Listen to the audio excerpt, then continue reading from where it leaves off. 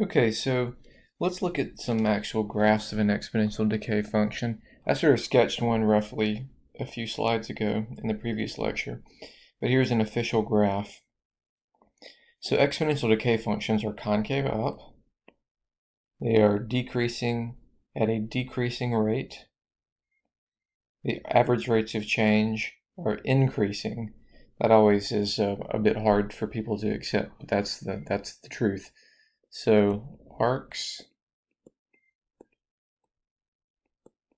are increasing, but it's decreasing at a decreasing rate, and concave up. Okay. Okay. Well, I guess there's one more thing I should add to this. The arcs are negative and increasing.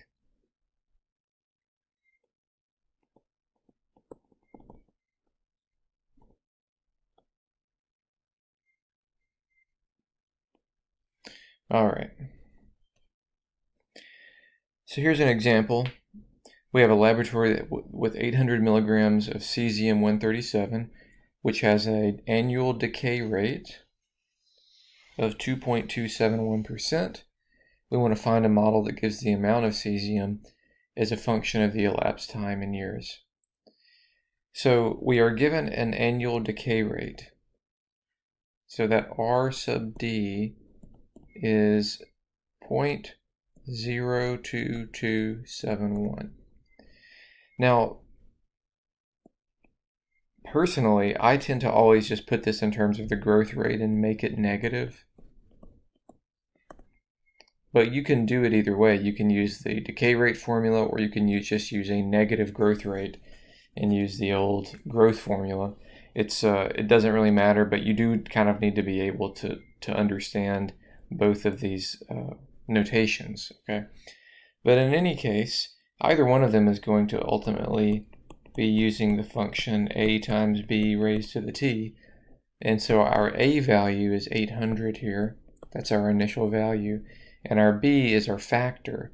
So it's going to be 1 minus this, or 1 plus this negative number. So however you want to think about it, I think to me the best thing to do is just write 1 minus 0.022. Oops, let me make a little bit more room there. 0.02271 to the t, and just remember that this number represents a decay rate and the negative of it is the growth rate. Okay, so there's my function.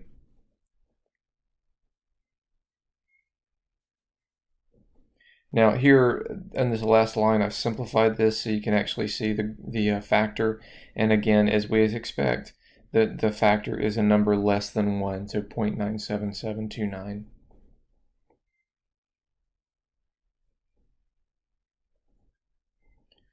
All right, well, how about we use the model for some stuff? So our questions: how much of the cesium sample remains after 5 years? That's a pretty standard question. We just need to evaluate the model at t equals 5. So to answer this one, we would enter the function in the calculator. I'll go back. So we would enter this function in the calculator, or this function, however you want to type it in. And then we would do vars, yvars, and evaluate at 5. So this would ultimately be y1 of 5, right? Let's move on to question B, which is a little more interesting, I think. What is the half-life of cesium-137? So half-life is sort of a new term, I believe. It's related to doubling time, but remember that doubling time was when we were growing. So half-life is sort of like an analog of doubling time, but for decay. So half-life is the amount of time necessary for amount to decay to 1/2 of its original amount. Okay. So in this case, we started with 800, right? And so we want to know that C at times 0 is 800. So C of t equals 400, and we want to know what t value would make that happen. And so if you remember what we did in terms of finding the doubling time, we did this would be y2 and this would be y1, and then we did calc intersect. Well, that's exactly what we're going to do here. So let's type all that in.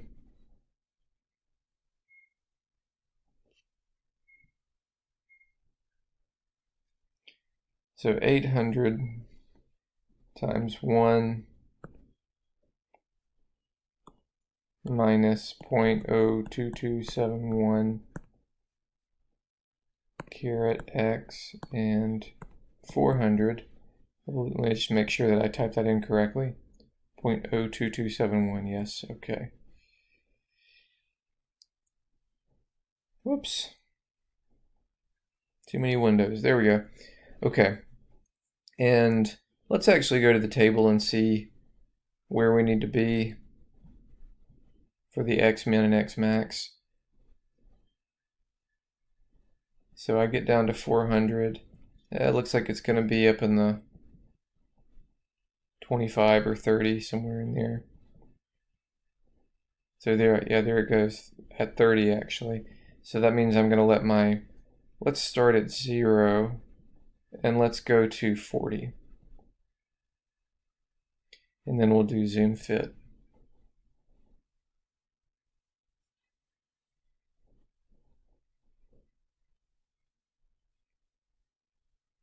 So hopefully you see this is almost exactly like a doubling time for growth. It's just that the function's decreasing rather than increasing.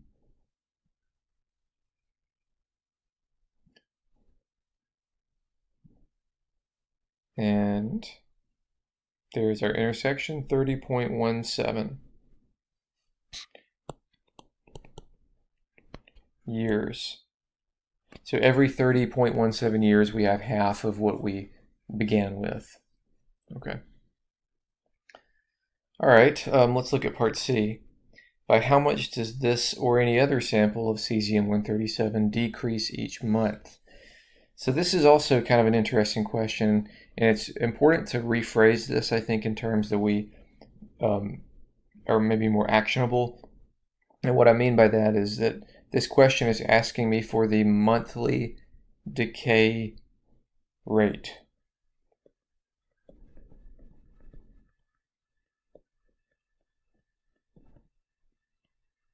Okay.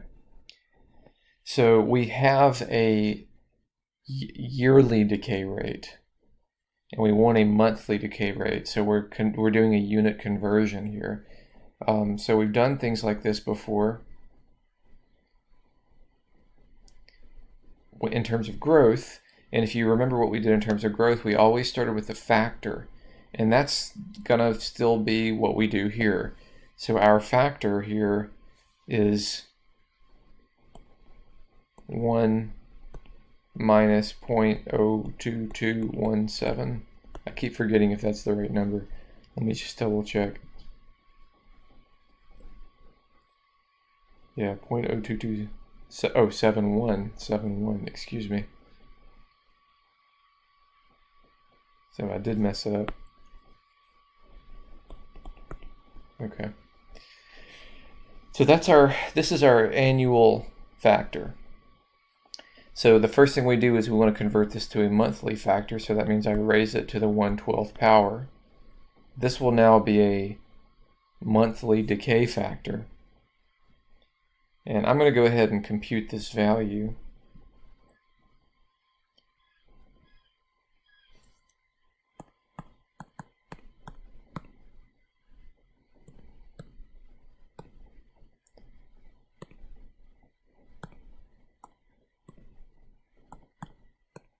Notice I put the 1/12th, all of it in parentheses.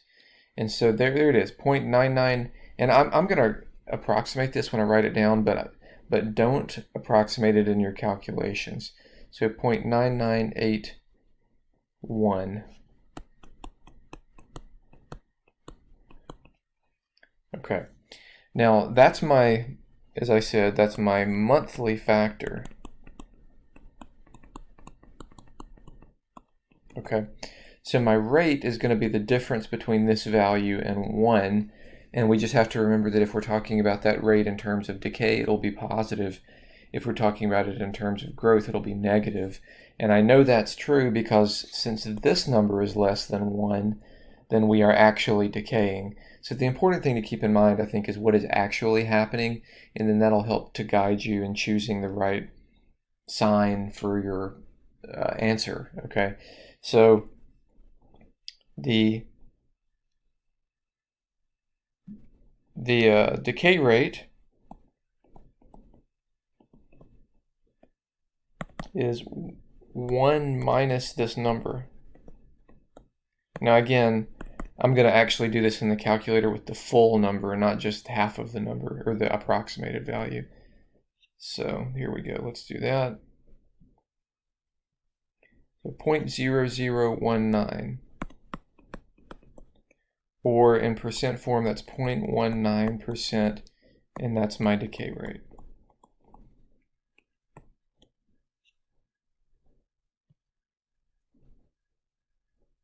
Okay. So here's your answer. Now, this is calculated just a little bit different. The only difference in this calculation and what I did is really just right here on the whiteboard. I did 1 minus this number rather than this number minus 1. It doesn't matter as long as you remember what you are doing. So if I did this number minus 1 and I get a negative value, that's because what I actually computed was the growth rate, and then I just need to change the sign. What I did in the whiteboard is I just directly calculated the decay rate. So it doesn't really matter, because the only thing here is I didn't have to change the sign, but I had to remember the order that I switched the order. So, 6 of one, half dozen of the other, as they say. Okay. In any case, our monthly population decrease is 0.191%.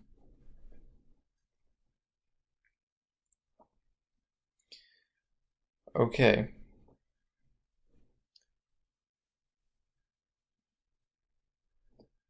Let's find this model for Birmingham, Alabama.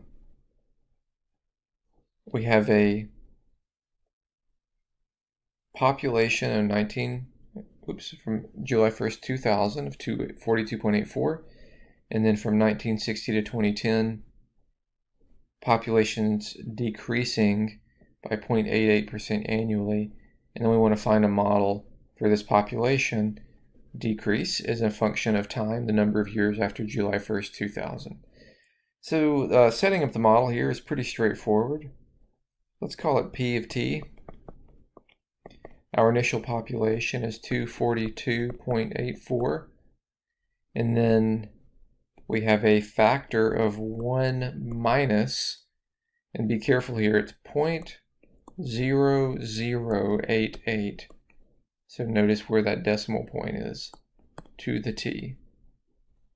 And that's our model. Here it is simplified. And I'm sure we're going to answer some questions about this now.